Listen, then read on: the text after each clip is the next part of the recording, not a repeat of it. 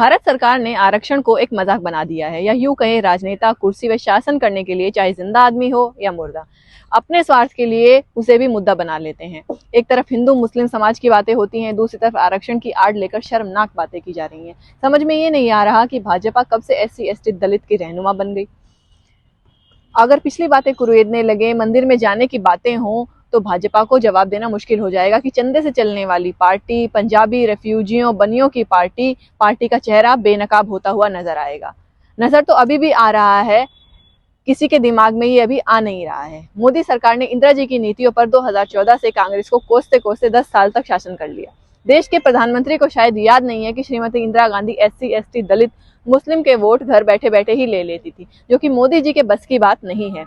इंदिरा जी ने कभी तुम्हारा हमारा, नफरत की राजनीति, तेरा मेरा, दूसरों को कोसना, ये सब बातें नहीं की। RSS, विश्व हिंदू परिषद, ये तब भी था और आज भी है। याद दिलाना चाहते हैं कि इंदिरा जी को जब गोली मारी गई थी तो सबसे पहले एम्स हॉस्पिटल में अटल बिहारी वाजपेयी जी पहुंचे थे।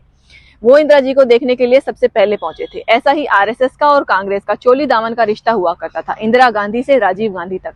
आज जो राजनीति चल रही है, इसके न सर है, न पांव है, न दिमाग है। आज के राजनीतिक प्राणी कुछ और हैं, वो लोग कुछ और होते थे। आज के राजनीतिक प्राणियों को कह सकते हैं कि ना इनके दीन है, ना धर्म है, ना कोई ईमान है, ना कोई जबान है। ये प्राणी जनता को तो धोखा दे ही रहे हैं, लेकिन साथ ही साथ अपने आप को भी धोखा दे रहे हैं। भाजपा में लगता है ऐसे राजनीतिक प्राणी आ गए हैं जिनके आगे पीछे सब कुछ उनको दिखाई दे रहा है और वो भविष्यवाणी कर रहे हैं। ये हस्तरेखा विशेषज्ञों को भी पीछे छोड़ रहे हैं। इनकी भविष्यवाणी 400 पार का आंकड़ा बड़ी मुश्किल है डगर पनगट की। यहाँ पर संदेह नजर आ रहा है। आज की भाजपा पहले वाली भाजपा में बहुत अंतर है। पहले वाली भाजपा में सिस्टम था, सिद्धांत था। आज की भाजपा में ना कोई सिस्टम है, ना कोई सिद्धांत है। पहले की भाजपा में कांग्रेसियों के लिए कभी रेड कारपेट नहीं बिछाई गई, लेकिन जिस तरीके से आज की भाजपा में कांग्रेसियों को रेड कारपेट बिछाकर वेलकम किया जा रहा है, इससे ये लगता है कि भाजपा को कांग्रेसी चाहिए, अन्यथा वो शासन नहीं चला सकते।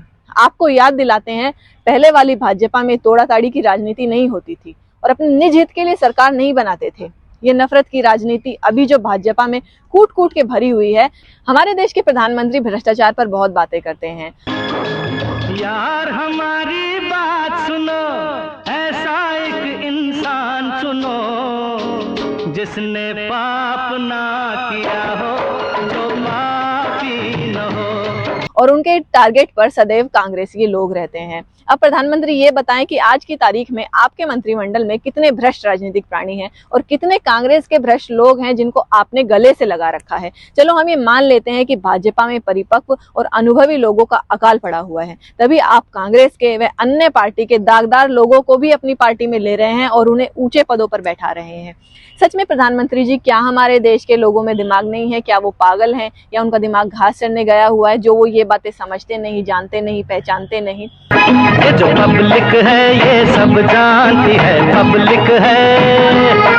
आज अंदर क्या है, आज बाहर क्या है, अंदर क्या है, बाहर क्या है, ये सब कुछ पहचानती है। 3 चरणों का मतदान हो चुका है। परसेंटेज ऑफ वोट कम आ रहा है। भारतीय जनता पार्टी को पसीने आ रहे हैं। 2019 के चुनाव के मद्देनजर रखते हुए भाजपा हर स्टेट में 10-10 सीटें कम हो जाएगी, जिसका मतलब है कि 400 का आंकड़ा पार नहीं, 220 से 240 के बीच में सीटें रहेंगी। मैं रेणुका, यंग इंडिया न्यूज से।